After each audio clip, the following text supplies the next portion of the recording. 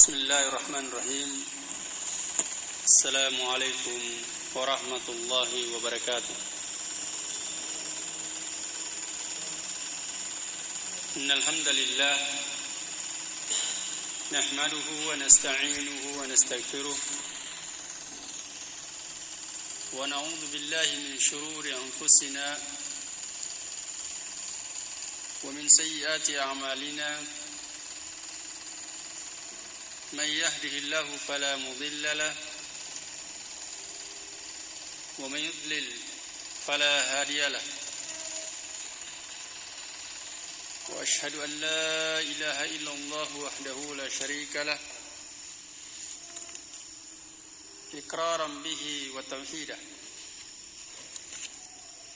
وأشهد أن محمدا عبده ورسوله صلى الله عليه وآله وسلم تسليما مزيدا أما بعد فقال الله تعالى في القرآن الكريم وهو أصدق القائلين يا أيها الذين آمنوا اتقوا الله حق تقاته ولا تموتن إلا وأنتم مسلمون وقال أيضا يا أيها الناس اتقوا ربكم الذي خلقكم من نفس واحدة وخلق منها زوجها وبث منهما رجالا كثيرا ونساء واتقوا الله الذي تساءلون به والأرحام إن الله كان عليكم رقيبا وقال يا أيها الذين آمنوا اتقوا الله وقولوا قولا سديدا يصلح لكم أعمالكم ويغفر لكم ذنوبكم ومن يطع الله ورسوله فقد فاز فوزا عظيما أما بعد فإن أصدق الحديث كتاب الله وخير الهدي هدي محمد صلى الله عليه وآله وسلم وشر الأمور محدثاتها فإن كل محدثة بدعة وكل بدعة ضلالة وكل ضلالة في النار.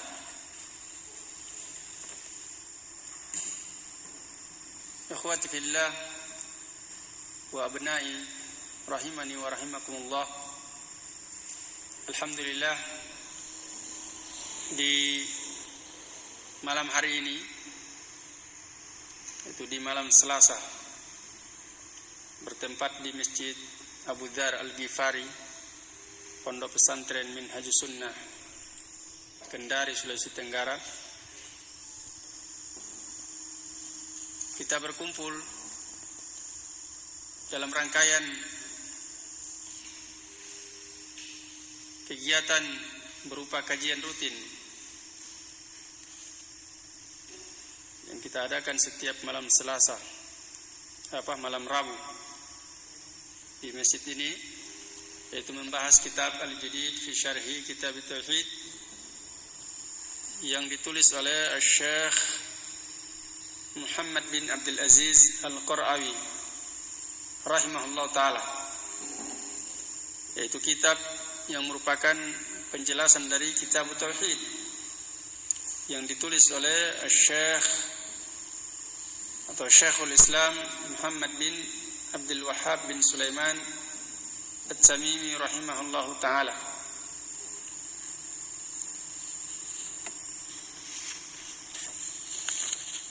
Dan pembahasan kita di malam hari ini adalah merupakan, atau pertemuan kita di malam hari ini adalah merupakan pertemuan yang kelima, dan kita sudah selesai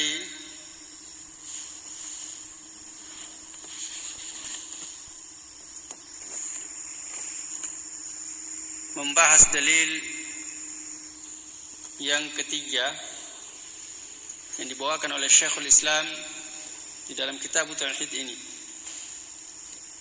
dan telah masuk pada dalil yang keempat, yaitu dari surah An-Nisa ayat 36, dan telah kita bacakan juga penjelasan dari Syekh Muhammad bin Abdul Aziz Al-Qura'awi rahimahullah ta'ala, yaitu sudah sampai pada Asy-Syarhu Al-Ijmaliyu, penjelasan secara umum.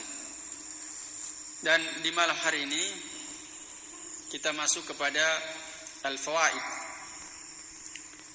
Al-Fawaid yaitu faidah-faidah, maksudnya adalah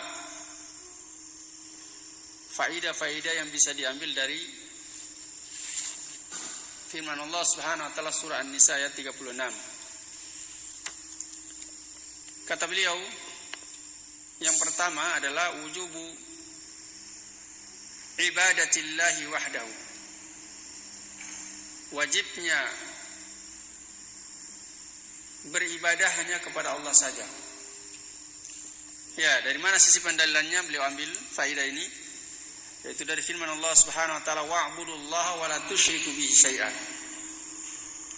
Dan beribadahlah kalian kepada Allah saja dan jangan kalian menyekutukan Allah Subhanahu wa taala dengan sesuatu apapun juga. Kemudian faedah yang kedua adalah wujubu birril walidaini wa ta'atihima ma lam yakun fi ma'siyatin aw syai'an yadurrul walad. Wajibnya berbakti kepada kedua orang tua dan mentaati mereka berdua, ma lam yakun fi ma'siyatin, selama bukan dalam perkara maksiat kepada Allah Subhanahu wa taala. Karena Rasulullah sallallahu alaihi wasallam bersabda, la ta'ata lil makhluqi fi ma'siyatil khaliq. Tidak ada ketaatan kepada makhluk dalam rangka bermaksiat kepada Sang Pencipta. Au syai'an, kata beliau, au syai'an yadurrul walad. Jadi taat kepada kedua orang tua ini dalam perkara yang tidak bermaksiat kepada Allah Subhanahu wa taala atau sesuatu yang tidak memudaratkan anak. Ya. Sesuatu yang tidak memudaratkan anak. Misalnya disuruh mengambil sesuatu di tebing jurang misalkan. Iya, ini kan memudaratkan. Bisa nanti terpeleset kakinya dan jatuh ke dalam jurang. Atau disuruh memanjat sesuatu yang tinggi sementara anak tersebut tidak biasa memanjat. Iya, takut di tempat yang ketinggian, ini kan memudaratkan. Iya. Maka ini tidak boleh. Tidak ada ketaatan terhadap perkara yang seperti ini kepada orang tua. Dalilnya apa? Di sini beliau sebutkan dalilnya, liqauli Rasulullah sallallahu alaihi wasallam. Berdasarkan sabda Nabi sallallahu alaihi wasallam, la dharara wa la dirar. Tidak boleh memudaratkan diri sendiri dan orang lain. Ya, hadis ini diriwayatkan oleh Ibnu Majah. Imam Ahmad juga meriwayatkannya, yaitu hadisnya dari sahabat Ubadah bin Samit radhiyallahu taala anhu. Jadi Ibnu Majah meriwayatkan dalam sunannya, yaitu hadis nomor 2340, dan Imam Ahmad hadis nomor 326 di jilid yang kelima. Ya. Kemudian faedah yang kedua ini, dari mana pendalilan beliau ambil faedah ini dari ayat ini, yaitu dari firman Allah Subhanahu wa taala, wabil walidaini ihsana. Dan berbaktilah atau berbuat baiklah kepada kedua orang tuamu. Kemudian yang ketiga adalah masyru'iyatu silatil aqaribi. Disyariatkannya menyambung silaturahmi dengan karib kerabat. Ya, hasaba qurbihim minasyakhsi. Ya, sesuai dengan kedekatan mereka. Iya, yang lebih dekat kekeluargaannya dengan kita dari mereka. Ya. Jadi seseorang itu dia menyambung silaturahmi dengan karib kerabatnya itu berdasarkan yang paling dekatnya kekerabatannya dengan dia. Iya. Dan karib kerabat kita yang paling dekat itu adalah istri kita, anak-anak kita, iya, orang tua kita. Kemudian setelahnya, iya, orang tua kita, saudara-saudara kandung kita. Kemudian setelahnya ada sepupu, ada bibi, ada paman dan lain-lain sebagainya. Iya, dari karib kerabat kita. Jadi yang paling diutamakan adalah yang paling dekat hubungan kekeluargaan dengan kita. Itu yang paling kita utamakan untuk silatul aqarib. Itu menyambung silaturahmi dengan karib kerabat. Di mana pendalilannya? Ya, beliau ambil pendalilan sini adalah yaitu wa bidzil qurbah. Ya. Dan berbuat baik kepada karib kerabat. Kemudian yang kelima, yang keempat ya, wujubul ihsani ila man ta'awulu atau ila man ta'awuluhu minal aitami wa dzalika bihifdzihim wa husni tarbiyatihim wa tanmiyati malihim. Wajibnya berbuat baik kepada orang yang yang sangat butuh kepada kita. Iya. Itu berupa anak yatim. Iya. Bukan yang sangat butuh ya, ta'awwalu itu artinya yang dalam tanggungan kita, dalam tanggung jawab kita. Berupa anak yatim, minal aitam. Al-aitam itu bentuk jamak dari al-yatim. Jadi al-yatim itu dua jamaknya dia. Bisa al-yatam dan bisa al-yatama. Ya, wa dzalika bihifdzihim. Yang demikian itu dengan menjaga mereka. Ya. Menjaga mereka, wa husni tarbiyatihim, dan memperbaiki pendidikan mereka. Wa tamniyati malihim, dan menjaga harta mereka. Menjaga di sini maksudnya dikembangkan. Ya. Maksudnya bagaimana caranya supaya bisa berkembang harta mereka, hartanya anak-anak yatim tersebut. Bukan sebaliknya malah diambil atau dimakan harta mereka. Kemudian yang kelima adalah istihbabul ihsani ilal masakin. Ya.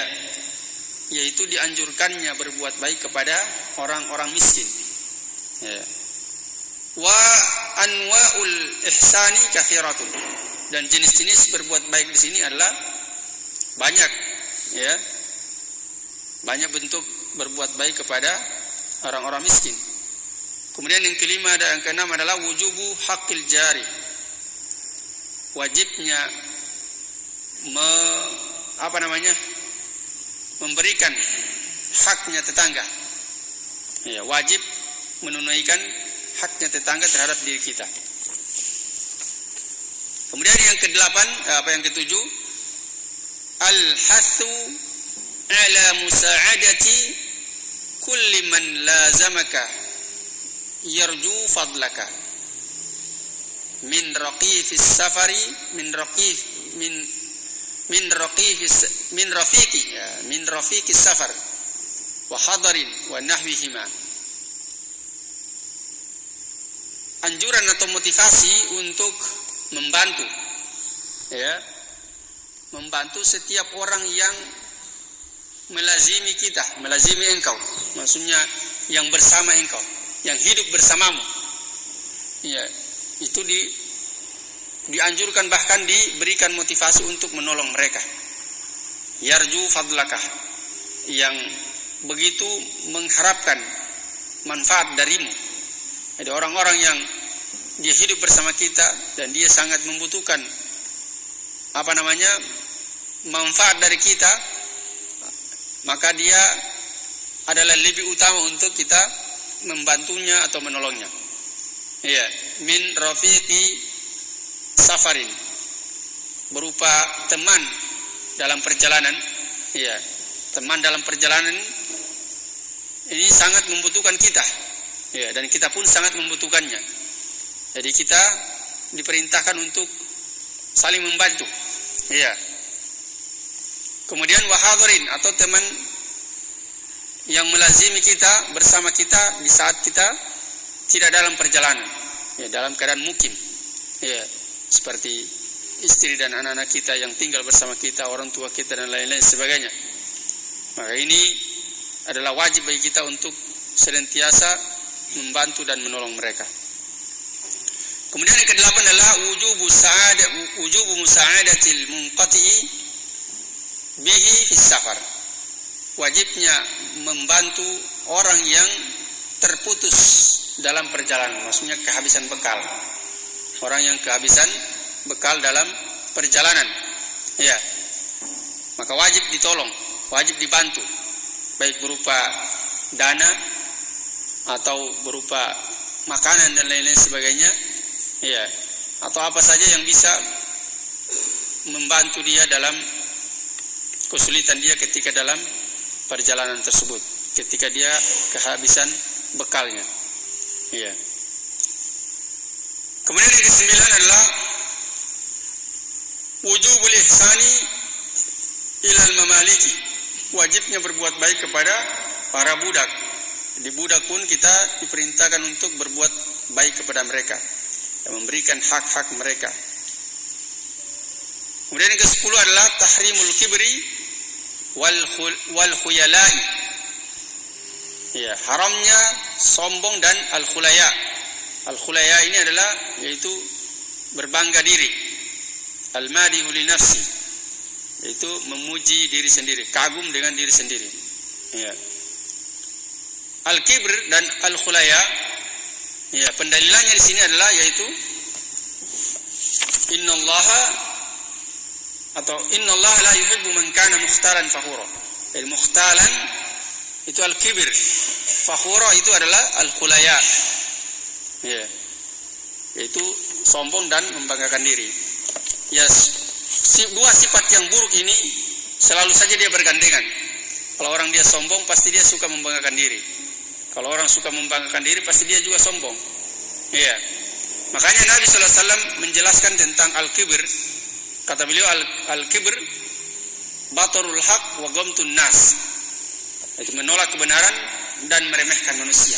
Jadi, kalau orang dia meremehkan manusia, jelas karena dia kagum dengan dirinya. Makanya orang lain dianggap rendah, direndahkan. Karena dia merasa dia lebih utama daripada orang lain yang dia rendahkan tersebut. Iya. Jadi al-kibr dan al-khulaya ini saudara kandung. Iya, selalu dia datang bergandengan pada seseorang. Kalau dia ada kibir, pasti ada berbangga diri dan merendahkan manusia, sehingga dia menolak kebenaran. Iya, kalau dia pandang, apalagi kebenaran itu datang dari orang yang dianggap tidak punya ilmu, walaupun sudah jelas dalilnya, dia datangkan bukti-bukti, dia tolak. Kan dia pikir siapa kau? Iya. Apalagi dirinya dia merasa dia besar. Iya, banyak pengikutnya. Iya, didengar perkataannya dan seterusnya. Ya, seperti itu. Ini tahrimul kibri wal khulaya'i. Haramnya sombong dan berbangga diri. Ya, pendalilannya jelas. Innallaha la yuhibbu man kana mukhtalan fakhura. Sesungguhnya Allah tidak menyukai orang-orang yang sombong dan bangga diri. Kemudian faedah yang ke-11 inilah isbatu sifatil mahabbati lillah. Penetapan tentang sifat mahabbah. Sifat mahabbah bagi Allah Subhanahu wa taala. Itu sifat cinta, Allah mencintai. Jadi Allah Subhanahu wa taala itu disifati dengan sesuatu yang Allah sifati dirinya di dalam Al-Qur'an. Iya. Atau yang Rasulullah SAW sifati Allah dengan di dalam hadis-hadis yang sahih. Ya. Maka wajib bagi kita untuk menetapkan sifat tersebut bagi Allah Subhanahu wa taala sesuai dengan keagungan dan kebesarannya. Ya. Dengan tanpa mentakyif, membagaimanakan, mentamtsil, menyerupakan, ya, atau mentaktil, menolak, atau mentashbih, mentahrif, ya, memalingkannya kepada makna yang lain. Ya. Jadi kalau Allah sebutkan di dalam Al-Quran atau dalam hadis Nabi SAW, Allah sebutkan sifatnya dia, seperti contoh dalam ayat ini adalah al-mahabbah, maka kita sifati Allah Subhanahu wa taala itu dengan sifat al-mahabbah, yaitu mencintai. Ya. Tidak boleh menolaknya. Ya, tidak boleh mentaktil dan tidak boleh mentahrif, memalingkannya kepada makna yang lain. Oh, ini bukan cinta ini. Wah, ini lain maknanya ini. Tidak boleh. Ya. Jadi dalil-dalil atau nas-nas yang menyebutkan tentang sifat-sifat Allah, maka dia diambil berdasarkan zahirnya. Tidak boleh dipalingkan kepada makna yang lain kecuali ada dalil dari Al-Quran ataupun hadis yang sahih yang memalingkan maknanya kepada makna zahirnya. Kalau tidak, maka kita tetapkan berdasarkan zahirnya. Ya, seperti itu. Seperti contoh dalam ayat yang lain. Ya. Wa qalatil yahudu yadullahi maghlulatun bal yadahu mabsuutatan yunfiqu kaifa yasha. Berkata orang-orang Yahudi, tangan Allah itu terbelenggu. Ya.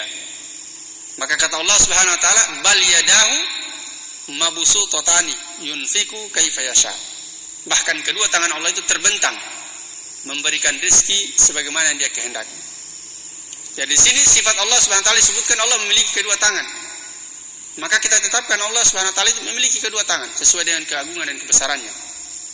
Iya. Tidak boleh ditolak, tidak boleh dipalingkan kepada makna, oh ini bukan tangan ini maknanya ini dan seterusnya. Tidak boleh. Harus ditetapkan berdasarkan zahir nas. Ya. Seperti itu. Maka di sini Allah Subhanahu wa taala berfirman, "Innallaha la yuhibbu man kana mukhtalan fakhura." Sesungguhnya Allah Subhanahu wa taala itu tidak mencintai atau menyukai orang-orang yang sombong lagi membanggakan diri. Arti di sini menunjukkan bahwasanya Allah memiliki sifat mahabbah, yaitu mencintai. Iya. Allah mencintai orang-orang yang tawadhu. Iya, lawan dari apa yang Allah benci di sini. Yang Allah tidak cintai itu mukhtalan. Iya, orang yang sombong. Berarti orang yang tawadhu Allah cintai. Iya. Kemudian setelah itu beliau sebutkan Syekh Muhammad bin Abdul Aziz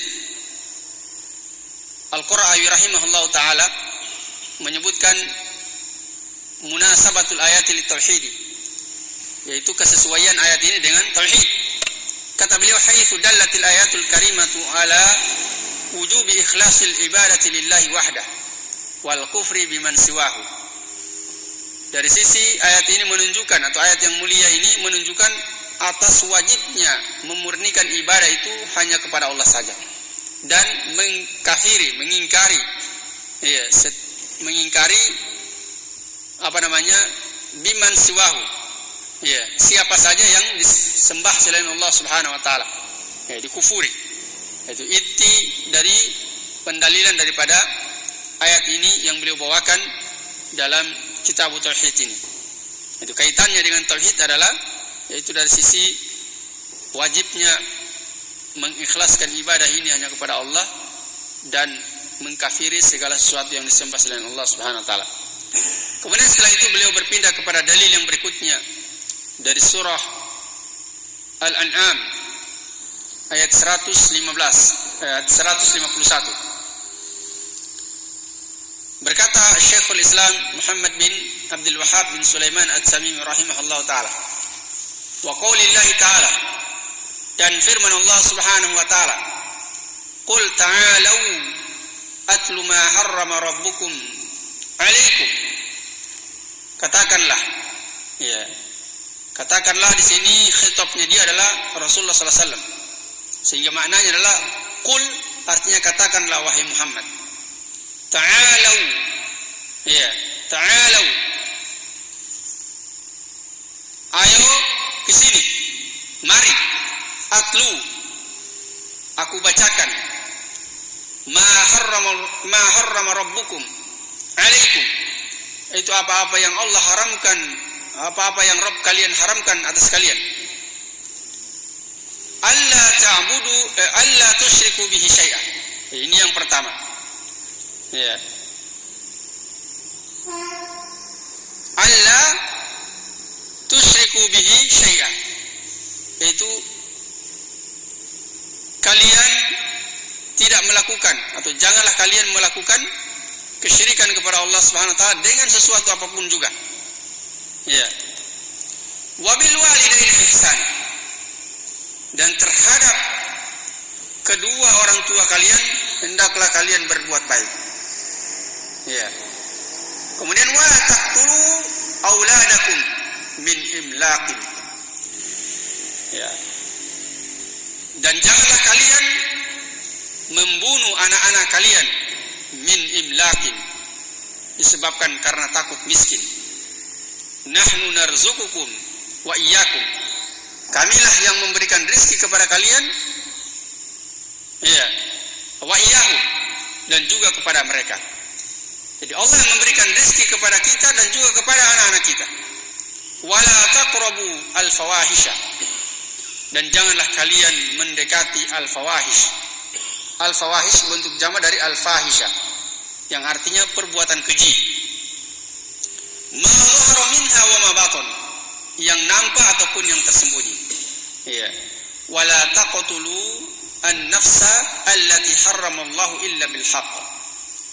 Dan janganlah kalian membunuh jiwa yang Allah Subhanahu wa taala haramkan kecuali dengan al-haq, dengan alasan yang benar, dengan alasan yang syar'i yang dibolehkan oleh Allah Subhanahu wa taala. Dzalikum wasaqum bihi la'allakum ta'qilun. Yang demikian itu Allah Subhanahu wa taala mewasiatkan kepada kalian dengannya, la'allakum ta'qilun, agar supaya kalian berfikir. Ya, dijelaskan oleh Syekh Muhammad bin Abdul Aziz Al-Qur'awi rahimahullah ta'ala. Beliau memulai dengan syarhul kalimat, yaitu penjelasan tentang kalimat.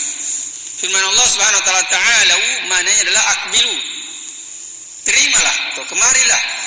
Ya, atlu, tala yatlu. Ya, atlu asal kata dari fi'il madinya adalah tala, fi'il mudhari'nya adalah yatlu. Kalau yatlu dia domirnya dia huwa. Kalau atlu berarti domirnya ana. Ya.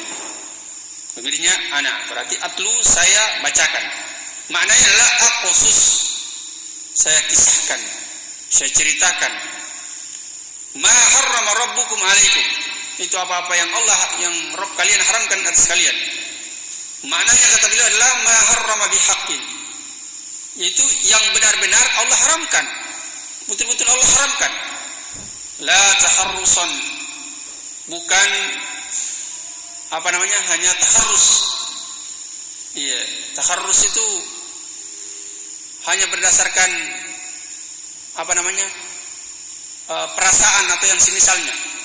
Iya, taharrus. Wa dhannan, atau hanya berdasarkan sangkaan saja. Iya. Jadi bukan seperti itu, betul-betul yang Allah haramkan, dengan benar-benar Allah haramkan. Iya. Allah sebutkan pengharamannya di dalam Al-Qur'an. Allah sebutkan pengharamannya atau Allah wahyukan pengharamannya kepada Nabi sallallahu alaihi wasallam, sehingga Nabi sampaikan lewat lisan-lisan beliau. Iya.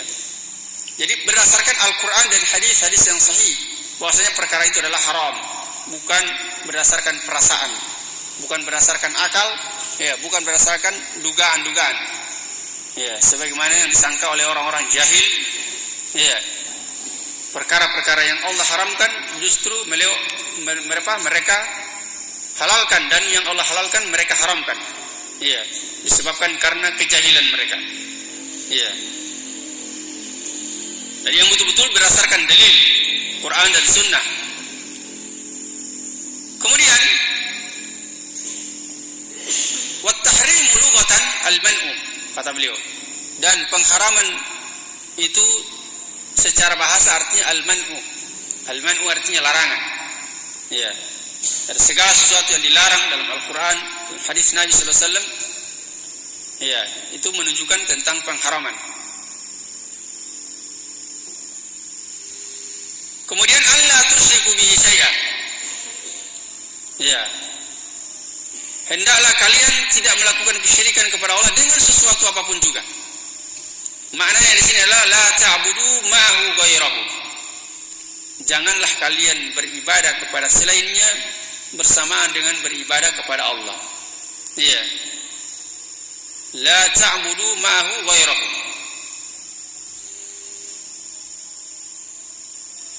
Janganlah kalian beribadah bersama Allah kepada selainnya. Iya. Kemudian wala taqtulu auladakum min imlakin. Janganlah kalian membunuh anak-anak kalian. Iya. Disebabkan karena takut miskin. Maknanya adalah la taqtulu banikum wa banatikum min ajlil fakri. Janganlah kalian membunuh anak-anak laki-laki kalian dan anak-anak perempuan kalian disebabkan karena takut miskin. Kemudian firman Allah Subhanahu wa taala, wala taqrabu al-fawahisha. Janganlah kalian mendekati al-fawahish. Al-fawahish di sini maknanya adalah al-ma'asi. Hiyal ma'asi. Al-ma'asi bentuk jama dari kata al-ma'siyatu. Iya. Jamanya dia adalah al-ma'asi. Kemudian ma dhahara minha wa ma batan. Ma dhahara minha, apa-apa yang nampak darinya maknanya adalah makana bainaka wa bainan nas. Itu apa-apa yang antara engkau dan antara manusia. Artinya dinampakkan di hadapan manusia perbuatan keji tersebut. Iya. Itu Allah haramkan wa ma batan, dan apa yang tersembunyi maknanya adalah makana bainaka wa bainallah.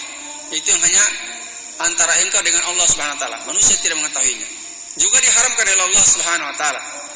Kemudian firman Allah Subhanahu wa taala, wala taqtulun nafsal lati harramallahu illa bil haqq.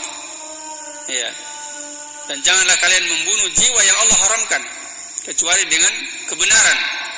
Ini an-nafsul lati harramallah, jiwa yang Allah haramkan di sini adalah, yaitu yang pertama adalah nafsul muslim. Ya.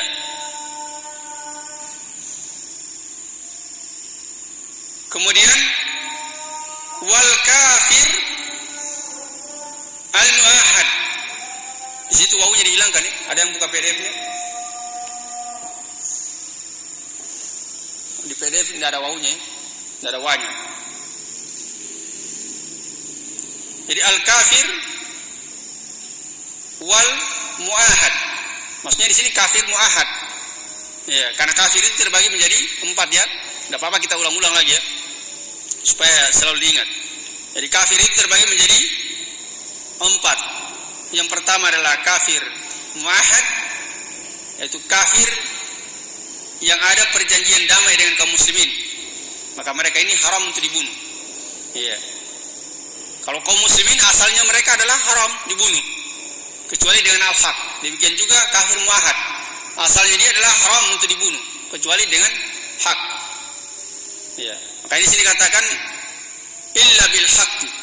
Kemudian dhimmi, kafir dhimmi. Kafir dhimmi adalah itu kafir yang tinggal di negeri kaum muslimin, yang dia membayar upeti jizyah, membayar upeti kepada pemerintah muslim. Iya, sebagai jaminan keamanan dia tinggal di negeri kaum muslimin. Maka dia haram untuk dibunuh. Kemudian wal musta'man. Kafir musta'man itu yaitu orang kafir yang dia masuk ke negeri kaum muslimin, yang ada satu dari warga negeri kaum muslim tersebut yang memberikan jaminan keamanan bagi dia untuk masuk ke negeri tersebut, maka dia haram dibunuh. Satu orang saja, apalagi 2 atau lebih dan seterusnya. Apalagi kalau yang memberikan jaminan keamanan dia masuk ke negeri tersebut adalah pemerintah, maka tentunya lebih haram lagi. Iya. Nah, ini orang-orang yang suka bom-bom. Iya. Dengan dalil memberantas kemaksiatan, kemudian mereka bom tempat-tempat yang di situ ada orang kafir. Iya. Sebagaimana telah terjadi di negeri kita, Iya. Maka mereka tidak memahami pembagian tentang orang-orang kafir ini. Iya. Mereka anggap para turis yang datang ke Indonesia, yang mendapatkan izin oleh pemerintah Indonesia datang ke Indonesia, ziarah Iya, mereka datang itu adalah halal dibunuh. Iya. Padahal para turis itu masuk ke negeri kita Indonesia itu atas izin pemerintah Indonesia. Kalau tidak diizinkan mereka tidak bisa masuk. Iya. Yang kemudian mereka halalkan darah-darah mereka, kemudian mereka bunuh. Iya. Dengan dalil itu adalah orang kafir yang halal untuk dibunuh. Ya, tidak semua orang kafir halal dibunuh. Yang keempat adalah kafir harbi. Kafir harbi itu kafir yang tidak masuk dalam 3 macam kafirin, maka itu yang halal untuk dibunuh. Dan di Indonesia ini tidak ada kafir harbi. Iya, tidak ada kafir harbi. Kemudian yang berikutnya, firman Allah Subhanahu wa taala, illa bil haqqi. Iya, wala taqtulun nafsal lati harramallahu illa bil haqqi. Kecuali dengan al-haq. Al-muradu bil haqqi, yang diinginkan dengan al-haq di sini adalah zina ba'da ihsan. Iya. Orang yang berzina setelah dia menikah. Jadi asalnya dia kan seorang muslim. Iya, haram dibunuh dia. Tapi ketika dia berzina setelah menikah, maka halal darahnya. Iya, dibunuh, tapi pun cara membunuhnya adalah sesuai dengan syariat. Iya. Ada tata caranya dia dalam membunuh. Kemudian yang kedua, yang melaksanakan pembunuhan itu bukan masyarakat tapi pemerintah. Iya. Pemerintah yang menegakkan pembunuhan tersebut. Itu kalau orang berzina dia setelah ihsan, setelah dia menikah, maka dia dirajam. Iya. Cara membunuhnya adalah dirajam. Dan melaksanakan rajam itu adalah pemerintah, yaitu ditanam badannya dia setengah badan ke dalam tanah, kemudian dilempari dengan batu yang tidak terlalu besar dan tidak terlalu kecil. Iya. Seperti itu cara membunuhnya dia sampai dia meninggal. Au kufrin ba'da imani. Atau orang yang kafir setelah dia beriman. Iya. Dia sudah menyatakan keimanannya kemudian dia murtad. Maka dia wajib untuk dibunuh. Iya, dan yang membunuhnya adalah pemerintah. Kemudian awil qatlu al-muta'ammidu li nafsin ma'sumatin fa yuqtalu bihi wa huwa al-qisasu. Itu pembunuhan yang disengaja. Salah tadi ya. Bukan al-muta'ammidu, tapi al-muta'ammadu. Kalau dia al-muta'ammadu berarti dia isim maf'ul. Iya, berarti pembunuhan yang disengaja. Jadi pembunuhan yang disengaja terhadap jiwa yang tidak berdosa. Maka fayuqtalu bihi. Maka dengan sebab itu orang yang membunuh tersebut dia dibunuh juga. Nah, inilah yang dinamakan dengan qisas. Dan yang melaksanakan adalah pemerintah muslim. Ya, bukan masyarakat ketika melihat ada orang yang membunuh kemudian rame-rame tangkap bunuh juga dia. Ya seperti itu, tapi pemerintah yang melaksanakannya. Kemudian au ghairu dzalika mimma abaha al-islamu qatlan nafsi bihi, atau yang selainnya dari apa-apa yang Islam membolehkannya untuk membunuh jiwa dengannya. Kemudian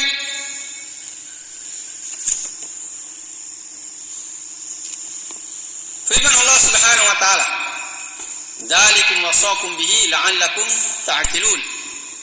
Ya, dzalikum di sini maknanya adalah al-isyaratu ya'udu ila al-muharramati as-sabiqati.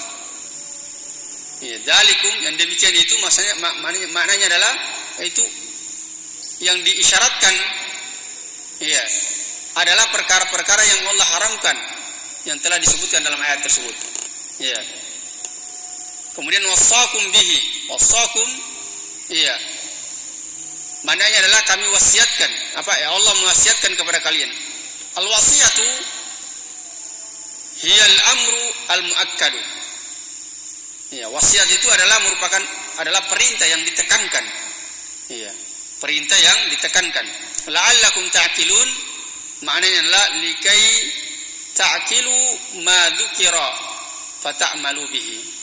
Itu agar supaya kalian memikirkan ya hal tersebut dan kemudian mengamalkannya. Ya. Memikirkan dan mengamalkannya. Nah, mungkin sampai di sini ya. Insyaallah nanti kita lanjutkan kembali di pertemuan yang akan datang. Kita tutup dengan doa kafaratul majelis. Atau sebelum kita tutup, afwan ada sedikit dari untuk santri ya. Ya. Afwan ini santri. Saya lihat santri ini kalau antara azan dan iqamah ribut, cerita, ketawa-ketawa, kadang lari-lari dan seterusnya. Ya. Bahkan sudah berdiri di saf pun masih cerita ketawa-ketawa.